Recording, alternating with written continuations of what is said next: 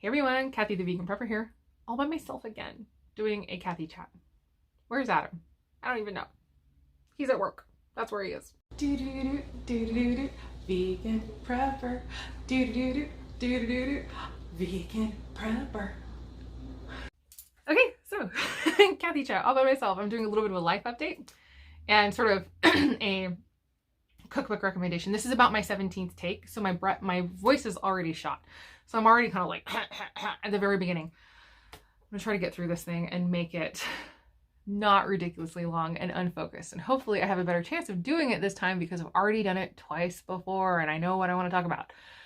So let's stay on track. But basically Adam has been doing really well. He got his promotion. He's in management now. He's working longer hours. His days off are wonky. They've gotten switched twice. It's just gone. You know, when he comes home, he's home. We're not necessarily focused on filming something. We're focused on like spending time together as a family and stuff. So he hasn't been around. But I feel like I said, like, I gotta do some Kathy chats because I feel like if I don't, and I don't get to talk about what I want to talk about, by the time we finally get to do a couple chat, it will be just me jawing for like an hour. Poor guy won't even get a word in edgewise. Even not that he does that much anyway, but as we've discussed, that's kind of how our marriage is. Like, he doesn't do a ton of talking. Actually, he talks a lot more since his new job. Like, he comes home and he shares stories and stuff. But yeah, like he's a very quiet, reserved person, and he does not just like have effervescent words all of the time just coming out of him like I do. I am what is known as a speech thinker. It's really difficult for me sometimes to actually write down, for instance, my thought process. It's almost like I have to start talking in order to organize my thoughts. It's a real thing. I didn't know until a really beautiful person pointed that out to me. Somebody who works in special education said to me, "Oh, you're a speech thinker. That's what you are." Like it's a real cognitive thing that some people have. So anyway, maybe you're a speech thinker too. And I just helped you that it's a real thing. If you feel like you can't organize your thoughts until you start talking, that's real. So anyway, but yeah, he's great. It's just, spending time with family when he's at home. So hopefully at some point we will be able to do a couple chat because he's got a couple funny stories we want to share. He's got some thoughts on certain things I think are so great. He's just like one of those people, like when he speaks, it's so valuable because he has spent a lot of time kind of marinating on stuff. So when he wants to talk about something, it's gold. So anyway, yeah, hopefully we'll get him back soon. So life update for me, I've been doing intermittent fasting. I keep taking up way too much time talking about that. So I think I will do a separate video on my intermittent fasting experience. Basically, I'm doing a 16-8 pattern, meaning I'm fasting for 16 hours, eating for 8 hours a day. My eating window is from 8 a.m. to 4 p.m. It's a circadian eating window. It's the one with the biggest benefits when you have it earlier in the day versus later at night. Most people have a later eating window just because dinner happens to be the most social meal typically in our society. But yeah, like for maximum benefits, not that you don't get some benefits, still get tons of benefits, but maximum benefits are having an earlier eating window, as well as the fact that I work out twice a week with a personal trainer. And both the days that I work out, my workout is in the morning hours. And so I absolutely have to have a little bit of time to fuel before I go do a workout, especially having done a 16-hour fast. So I can't just like show up not having eaten anything since 4 o'clock the night before or whatever. So anyway, that's kind of where I am.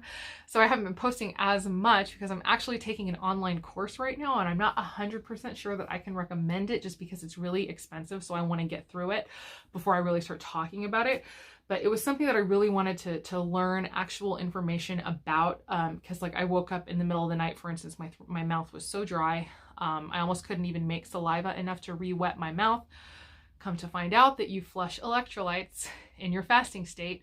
It's really important to make sure you're replenishing electrolytes if you're doing intermittent fasting. So whether or not that's like an electrolyte drink, like where you have water, drop a little electrolyte tablet inside, or like a pinch of salt here and there on your tongue, or even like a pinch of salt in your water throughout the day, making sure you're replenishing electrolytes. As soon as I started doing that, no more dry mouth at night. So I feel like it's something that I really want to learn about. So I'm doing that. So I'm doing coursework. And so it's like a video and homework. So there's that going on when I have a free moment. And the just like also like the mental energy that I'm using right now to plan my eating so that I'm getting adequate calories, but also still kind of having a calorie deficit, so that I'm losing weight, but still making sure that I'm hitting all of my nutrition markers and being super smart about that, because I definitely need to make sure I'm maximizing all of my nutrition, especially since I'm not eating as much throughout the day. It is actually way easier than I thought it would be, but still every day in chronometer, entering everything, like trying to make sure I'm getting everything. But yeah, I also want to share, I have a cookbook that I have had for kind of a long time, and I really love it. So I am, I guess, somewhat of an herbalist. I don't know at what point I give myself permission to just say I'm an herbalist without qualification or like hemming and hawing about it, because like there is not really an accredited thing that tells you whether or not you're an herbalist. I just wonder like how many years of experience do I need before I'm able to like just say that. But I have definitely a huge interest in Ayurveda. Ayurveda is majorly influential in my herbalism, as well as Western European herbalism for sure. But then there's a lot of really good, valuable stuff in Ayurveda. And so, you know, you're talking about a healing modality that is 5,000 to 6,000 years old, and that's just recorded history. So it's probably even older. Very intelligent people for a very long time have observed things. And I tend to believe that they didn't just recommend stuff because they were making stuff up. Like they were seeing things and making conclusions, drawing conclusions, you know. These are the same people, right, who like, when the plague was devastating Europe, this is like, or no, that was like more Muslim hospitals. I think it was like Muslim hospitals were already like separating patients with certain disease, and that they ended up losing far fewer people because they separated disease already. And I'm not sure if that was just Muslims or if it was also in India, or was India also Muslim? Anyway, I don't know these things, but I do remember hearing about that like in history when I was in school, that like we think of, we being most white Westerners think that we are the ones who are so advanced and kind of poo-poo the like the Eastern stuff, or even like over here in America, don't respect native knowledge, like indigenous knowledge of plant medicine and stuff. But it's like the Western scientific model also seriously poo-poos the like the wise woman indigenous European tradition, which is kind of where we come from. Like a lot of knowledge of things like nettles and things like that comes from indigenous European knowledge. And so like, yeah, like we think like we're so smart, and like poo-poo the knowledge of the people who lived still close to the earth and whatnot. Like scientists were the first smart people, or that scientists, as we think of them today, were the first scientists. Like really? No, they weren't. So anyway, I find Ayurveda to be extremely accurate. It is a science in and of itself. So even though for me personally, I'm not necessarily, I don't necessarily like literally agree that there's like literal elements at play. So for instance, in the doshic system, each dosha, vata, pitta, kapha, is said to be a combination of elements. You've got like the fire element, the air element, earth, water. They're combinations of these elements. And so one might have excess of this or that. And while I don't necessarily believe that the elements are literally there personally, and I'm not trying to like, I don't know that I believe that. What I do believe is that even though they were using language such as fire and water to describe something, I believe that what they were describing, the observation they made was real, even if they used language that I would not personally use today, if that makes sense. So I think the same thing is true like in traditional Chinese medicine, less so in the Western European tradition of like the humors. Like that, like I don't know how it's like it seems like the like Ayurveda and traditional Chinese medicine is a lot more accurate than a lot of the stuff that came out of Western European herbalism. But that was, I think, once people started getting involved trying to make it science, like they were doing like leeches and like draining blood at this point, and that was just weird. This is not like the wise woman herbal tradition of all these women who got burned as witches because They knew how to use plants to heal people. So anyway, I'm getting way off on a tangent again. But I wanted to mention specifically, this book has been really helpful to me. I've been poking through this book again because I got it, like I said, a long time ago because I just wanted it. It was gorgeous and I wanted some recipes. It's plant-based Ayurveda. And I went through it, and when I first got it, this book is so beautiful. Like just look at the inside cover. It's so beautiful that it almost is like, look at that. Look at it. It's almost like, it almost like, I don't know how to say it. Like, I almost didn't give it as much weight as I think I should have given it, as far as the realness or the validity of the content, just because of how pretty it was. Like, I guess I almost like thought, oh, this is like a coffee table book or something. It's like, this is just a pretty face. But no, this book is hot and it's really smart. It's really got some good stuff in it. And pouring through it like this last week, specifically too, because I want to include a lot more plants in my life. And this book is still really flavorful. Like a lot of the books out there that start including a lot more plants, they're not very flavorful. Like, she still uses some salt. And as I discussed a little bit with intermittent fasting, it's important for me, at least right now, to not be really afraid of salt, because I kind of need extra salt because my body's flushing it all out right now. And so I'm using this book. They're still so richly flavored. It's ridiculous. Also, like almost every single one of these recipes, if not every single one, is gluten-free. Like, it's crazy. I don't know that she has a single recipe in here that contains gluten in it, in and of itself. There's like a chickpea burger that gets put on a bun. But anyway, it's really incredible. She's got grain-free naan in here. And I was like, no way, no way. And then I made it and I was like, way, like, wow, this is so good. Like, we could not believe how good it was. So yeah, this book is incredible. It is, like I said, more than just a pretty face. But I mentioned all the Ayurveda stuff. Anybody who is open to learning about, you know, healing modalities from other cultures, and then especially like when they describe things, like I said, I'm not necessarily 100% on board with the way they're describing. Like, so for instance, for me personally, I'm still a Christian by my faith, but I'm not going to be super offended if they say that this energy is like this goddess coming through, is this energy, and they're talking about that in Ayurveda. Like I said, I might not necessarily personally believe that to be true, but I believe the observation, what they made, was true, even if the language they use is not language that I'm 100% on board with. I hope I'm explaining that correctly, and I hope that it is coming across respectful, because I so respect this. I so respect their knowledge. I so respect, in general, Indigenous knowledge. We need to get back to it. I think a lot of times too, those of us of fairer complexions, we forget that we too have an Indigenous background, whether it's back to the Vikings or the Celts or the Picts or the Druids.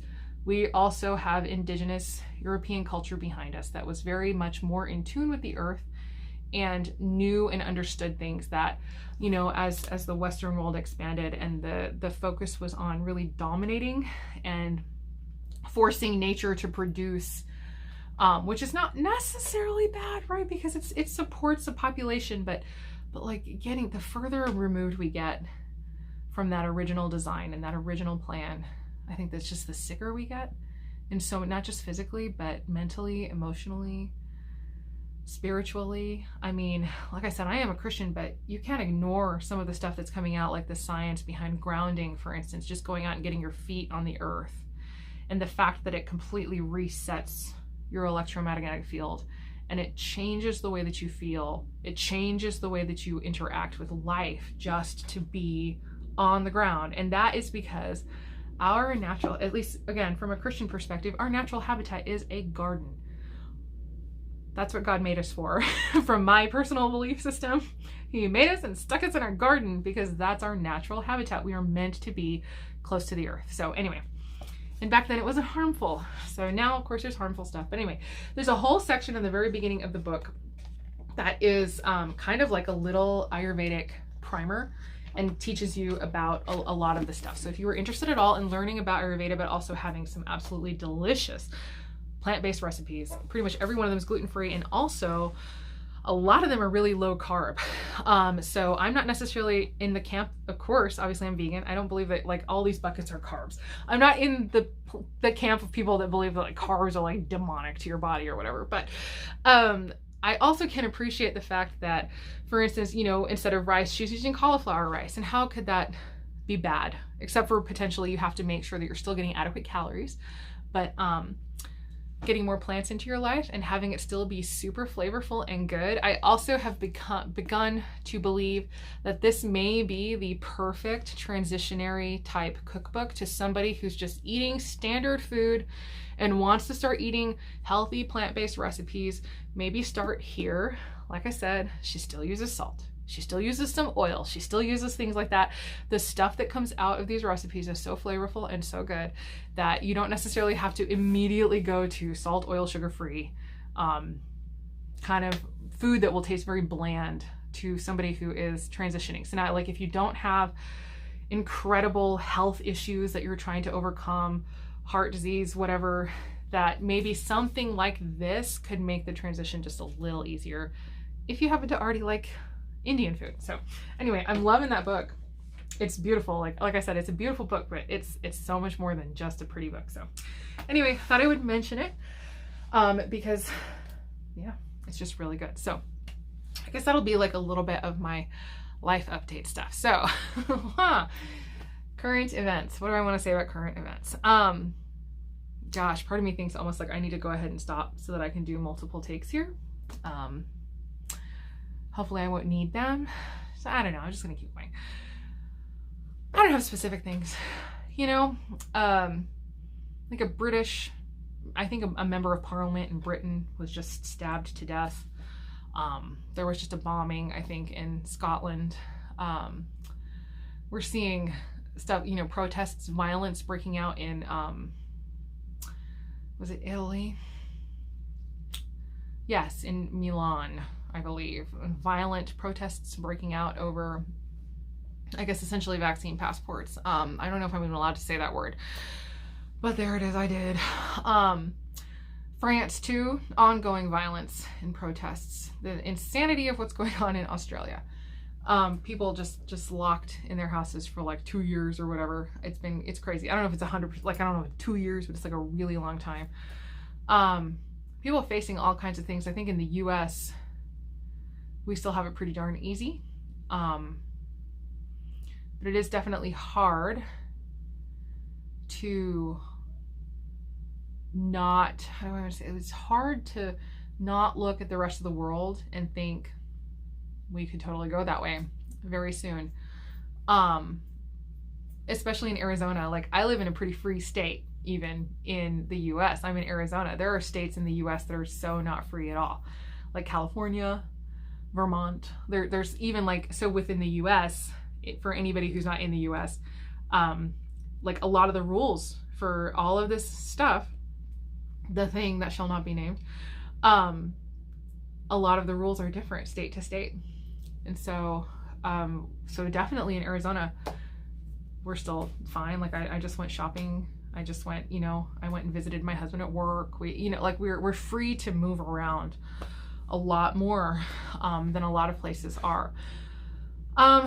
It's hard. And then like seeing things are running out in stores. Although for me personally, I don't really see that because I don't shop in stores very much anymore. Most of what I do is Azure Standard now. I get so much stuff in bulk. I very rarely need to go to the store for stuff. And most of the time when I'm going to the store for stuff, I'm going to the store for like weird stuff anyway, that like people aren't panic buying, but I definitely have seen certain things are kind of emptying from the shelves. They're facing the aisles, is at least what it was called when I worked in retail way back in the day. And this was a standard practice. Actually, I've seen other channels mention that they're trying to hide the fact that there's no food by pulling everything to the front, even though there's nothing behind it. And I don't think that that's 100% true. Like, I don't know that it's like necessarily trying to hide something. That's what you do.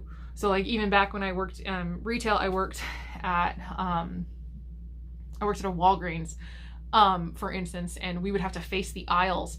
and they sold some food things or whatever. And sometimes you'd be down to like your last one or two of an item, but you still have to pull it to the front so that when you look at the aisle, everything looks really nice and like pulled up to the front and, you know, organized and stuff.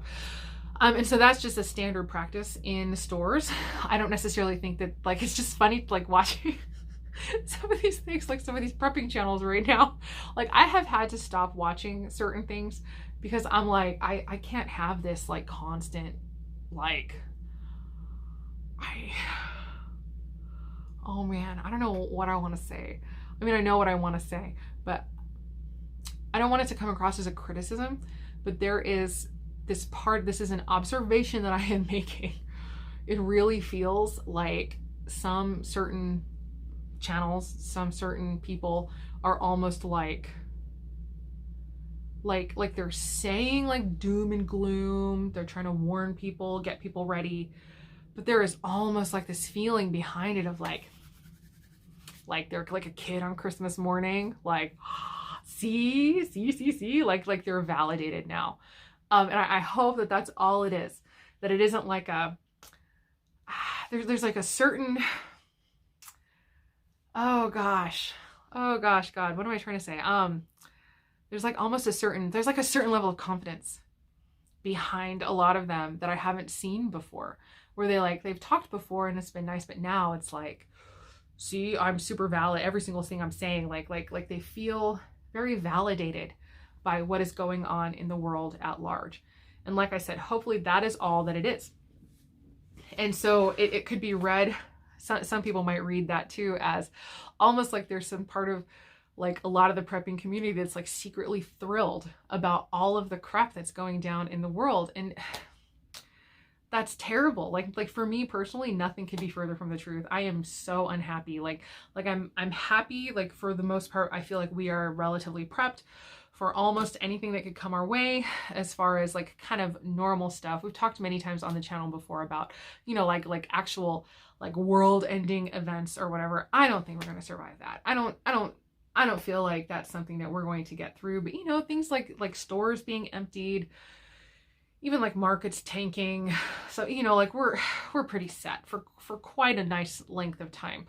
But I find absolutely no pleasure in that because I know that so many people are not.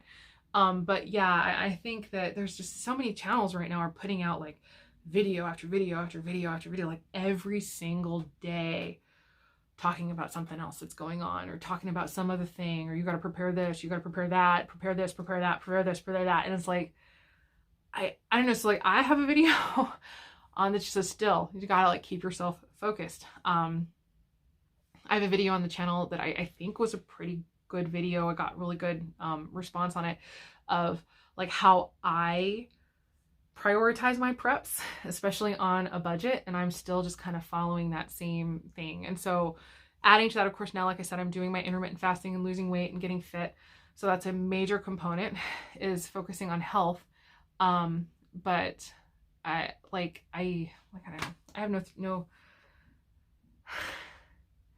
I don't think that it's necessarily healthy to be like constantly inundated with all of these messages, even if they're true. It's like, I go back to, I don't keep my head in the sand. I definitely still am looking for things to keep myself informed, but there's actually like a Bible verse that comes to mind. So it's just because something is true doesn't necessarily mean that I need to be swimming in it, right? Because it says, and I don't have it open right now, hopefully I don't butcher it, but like whatever is true, whatever is noble, whatever is lovely, whatever is of good report, think on these things. So even if something is true, it might not be very noble, it might not be very lovely, and it's definitely, a lot of the stuff coming out right now is not a good report. So that's not what we want to be meditating on. Day in, day out, we meditate on things that are good, things that keep us focused and aligned in the right place. Which is, again, not to say that we're like sticking our head in the sand and avoiding, we're still doing what's wise, doing what's smart, doing what's prudent. But not necessarily allowing ourselves to get caught up in all of the shenanigans. So yeah, I think a lot of what's going on right now is very unhealthy. And I think that that for the first time, possibly since like Y2K, even though Y2K wasn't even like real, right? But it's like the first time almost ever in like recent memory that prepping is more mainstream and far more people are beginning to see that it is not crazy to be prepared and to have some stores on hand. And so it's making some people be like, they're right. They know that they're right, finally. And like other people agree that they're right. And so they're getting excited and like posted, like I said, they just feel validated right now. And they're just standing in a point of certainty and, you know, spewing out a whole bunch of stuff because they feel certain and they feel like they've got a group of people that are around them and supporting them rather than being like the guy that's off in the corner, like being crazy. It's like a different energy versus somebody who's super secure and knows that they have support around them, if that makes sense. So I haven't been watching as many prepping videos. I haven't been focusing as much on that. Like I said, I got to keep my brain in a good place. But like I am still following, I'm following news around the world. I'm following some of the things that are happening. I'm sort of watching as things unfold, just sort of trying to be aware. You know, the same thing could happen here easily. But yeah, trying really hard to not to get caught up in it. So if I notice myself getting like or stressed, I back off. And I go back kind of like to my, how do I prioritize my preps? Focusing on food, water, the ability to cook food without power, and sanitation. That's what we focus on. Also health, adding to that health, eating good things. So the thing is too, like when you get yourself too stressed, this is another reason for me. That's when you start wanting a sweet. You want to eat the negative. You want to eat the bad food because you want to flood your body with feel-good chemicals rather than what you're feeling. So anyway, it's important to maintain a non-stressed state. And how do you do that? Well, for me personally, a lot of it has to do with my faith. But if you're not, you know, a believer in anything, I don't know if it would just be turning your eyes towards things that are good. Or like I said, that video that I made, which I think just kind of back up, focus on the basics again. I can't control all of this. What can I control? I can control my preps. I can control food, water, ability to cook food without power, and sanitation. I can control that. So like focus on the things that you can control and not so much on the things you can't control. So I don't know. It's just like basic life advice, I guess. But I think too, and I guess this will be my final thought on this whole thing. So like I think of Proverbs 31, and I think I've mentioned it many times before. So I have read, it's Proverbs 31, 10 through 31. I have read that thing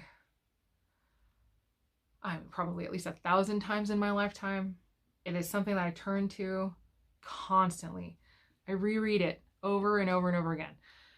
And I reread that and I feel like this is the ideal woman. And I want to be like this. Contrary to popular belief.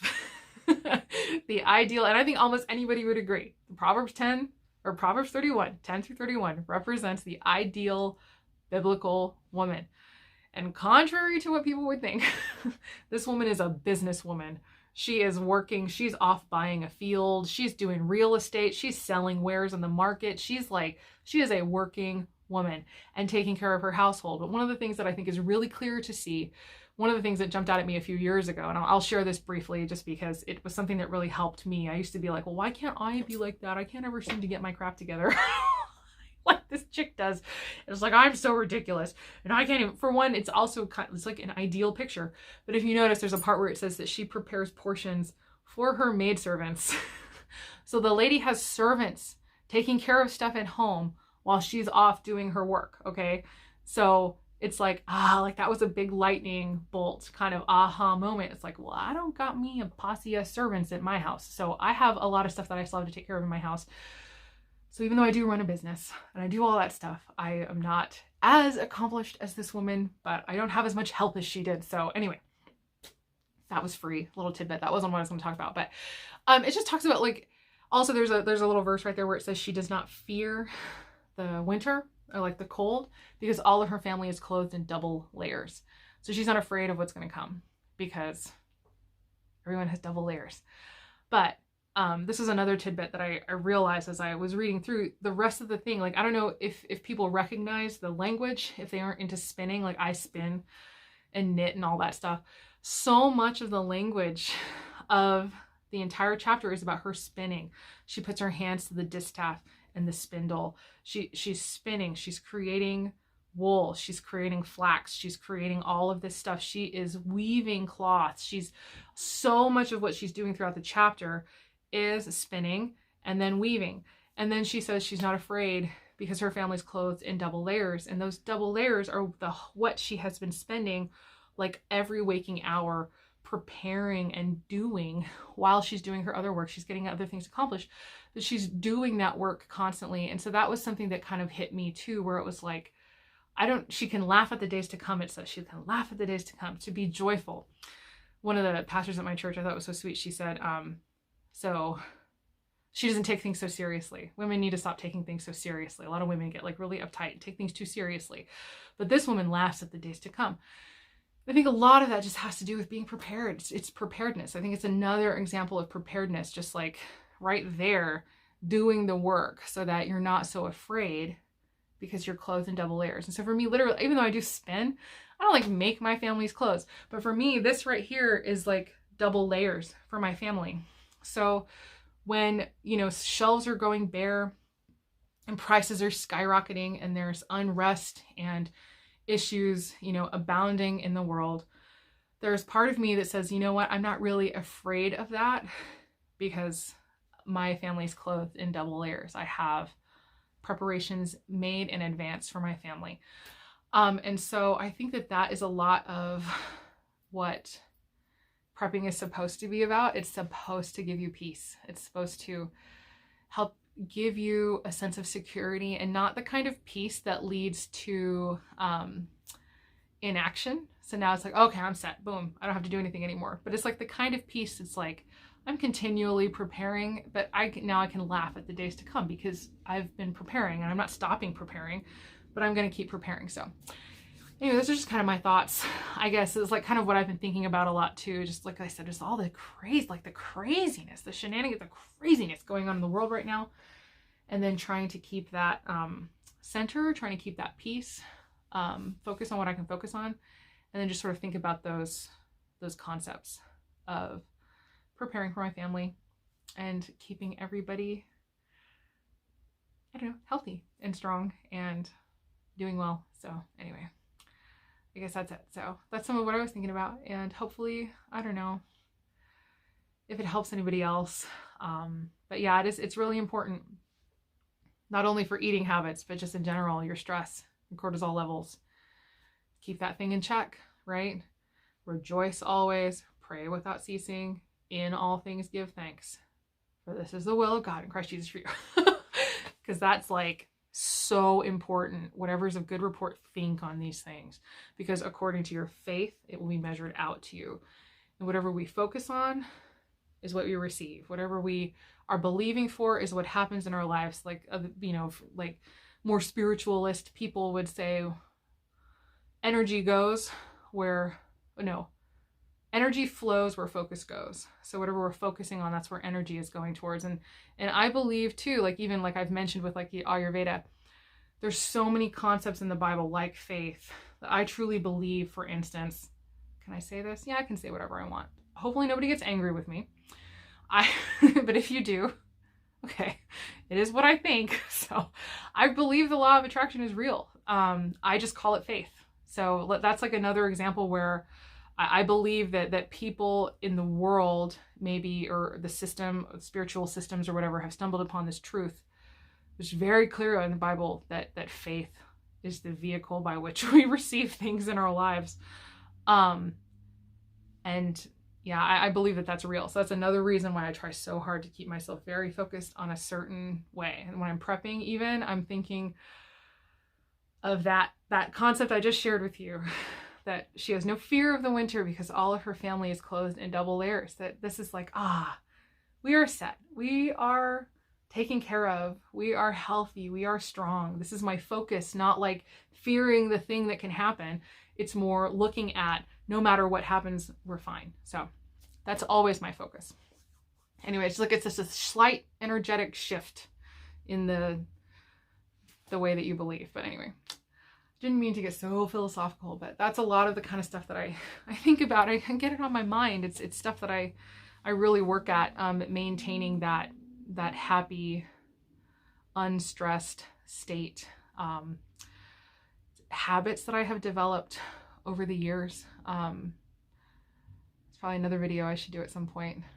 A whole series of videos of the things that I learned and learned how to deal with, learned how to grow through, dealing with like a lot of the stuff that I had to deal with in my past. A lot of abuse when I was a kid and all of that stuff. And so there's just certain things that you have to like leave behind the junk and focus on what's good. But okay, that's it. I'm gonna go ahead and cut this off, and hopefully that was helpful to anyone. If you have any comments or you'd like to say anything down below, just let me know. Questions or anything. I'd love to interact with you guys and hear what you think. And hopefully you don't think that I'm totally off base now and just crazy and you can't ever talk to me ever again. But if so, then I don't know, go with my blessing. But that's another part of the reason why I end every video with, as always, I hope the rest of your day is good and your life stays wonderful. I really mean that.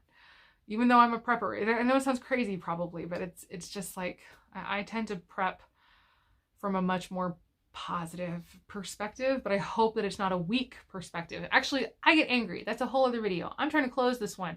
Maybe I should do a video on why it makes me angry that positivity and goodness and nobility is considered weakness versus garbage. No, garbage is weak. That's the stuff that gets brushed aside, or you compost it and grow the good stuff out of it, right? The good stuff is the strong stuff. Okay. All right, that's it. Love you guys. Talk to you later. Bye.